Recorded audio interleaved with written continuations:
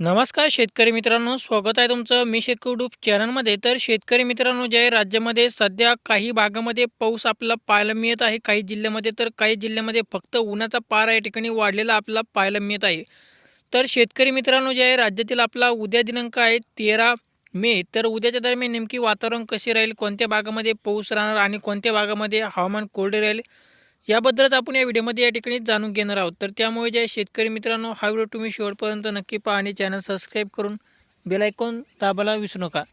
तर शेतकरी मित्रांनो, जे आहे आजसुद्धा सोलापूरच्या भागामध्ये पाऊस झाला आहे आणि कोकण पट्टीमध्ये सुद्धा आज पाऊस झाला आहे. आणि उद्याच्याला आहे उद्या 13 मे.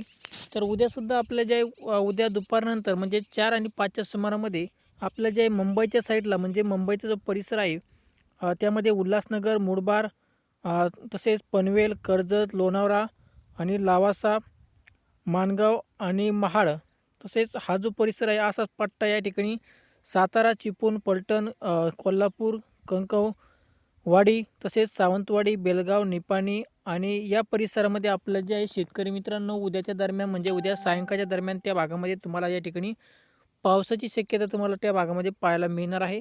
उद्या सायंकाळच्या दरम्यान कोकणपट्टीपासून तर जो जो मुंबईचा परिसर आहे असाच या परिसरामध्ये आपलं जे आहे उद्याच्या दरम्यान उद्या सायंकाळच्या दरम्यान पावसाची शक्यता या ठिकाणी पाहायला मिळेल.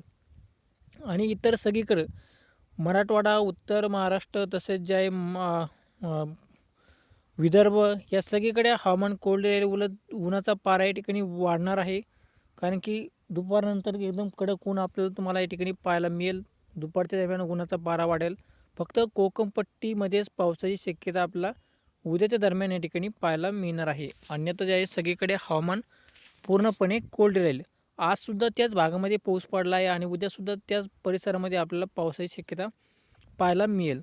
तर शेतकरी मित्रांनो, जे आहे राज्यामध्ये आपण जसं की 13 तारीख आणि 14 तारीख म्हणजे पुढील 2 ते 3 दिवस म्हणजे उद्या 13 मे, 14 मे या दरम्यान जे आहे फक्त कोकणपट्टीचा परिसर आणि पश्चिम महाराष्ट्रातील थोडाफार साताराचा आणि सोलापूरच्या भागामध्ये थोडाफार पावसाची शक्यता आपल्याला त्या भागांमध्ये पाहायला मिळू शकते. अन्यथा जे आहे इतर सगळीकडे आपला हवामान पूर्णपणे कोल्ड राहील. तर शेतकरी मित्रांनो, जे हा जो पाऊस आपल्याला फक्त मुंबईपासून तर कोकणपट्टीपर्यंत या ठिकाणी राहणार आहे. तर शेतकरी मित्रांनो, जे आहे हा होता हवामान अंदाज. तर सध्या जे आहे आता मान्सून यंत्र जे आहे लवकर येणार आहे.